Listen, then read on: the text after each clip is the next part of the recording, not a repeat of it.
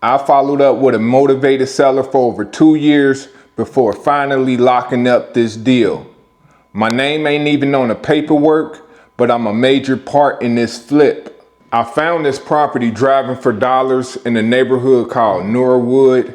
When I'm driving for dollars, I'm driving through every street of a subdivision, just looking for the most distressed property. From there, I would send you a postcard, maybe a letter. In this case, they weren't responding to the postcards or the letters. So I ended up cold calling the owner, got him on the phone, had a great conversation, low pressure. He wasn't just ready to sign that day. So like I said, I followed up with him almost over 2 years. At some point I did talk to his daughter. And when I say follow up, it was like once every month and a half, I would give him a call, send him a text.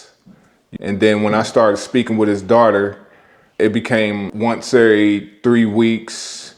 We just built a trust to do some business. I ain't gonna say it was a walk in the park because it was a lot of things in this property that the owner and the daughter had attachments to, family photos, just this is somewhere they grew up at. So it was ups and downs to where they was motivated at times, wasn't motivated because it was so much stuff in here. Once I helped them, let's come up with a plan to save what you want and we'll deal with the rest. It created a situation where it was a little less pressured on, do they got to get everything up out of this house before we buy it? So over the time, it was times where it seemed like we had a deal, and sometimes it seemed like we didn't have a deal. But at the end of the day, that's part of this business. Just got to be consistent.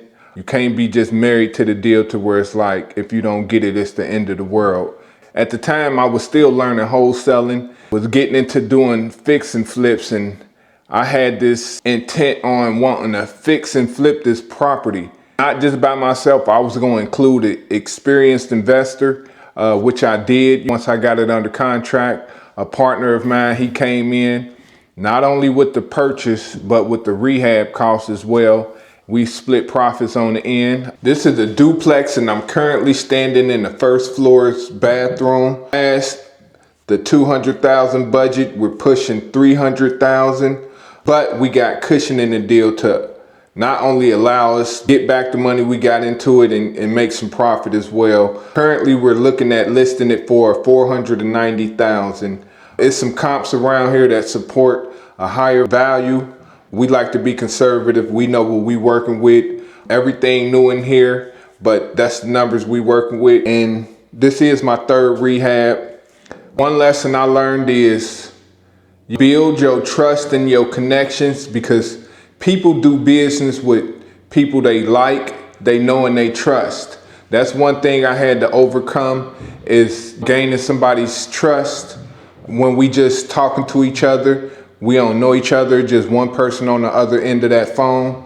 And over time, that brick wall of not trusting people, it started to break down. And another thing I would say is never force a situation. If it's gonna happen, it's gonna happen. But do everything you can, being ethical, to make sure things go smoothly as possible.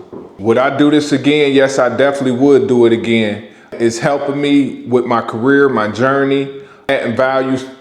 When you can add value to someone else's situation, of course, I'm gonna receive it. So I definitely would do this again. It's a lot that goes on in this deal, from me finding the seller or even finding the property, connecting with the seller, getting it to the closing table after 2 years, and then a partner of mine coming in with the funds to purchase and help me rehab this.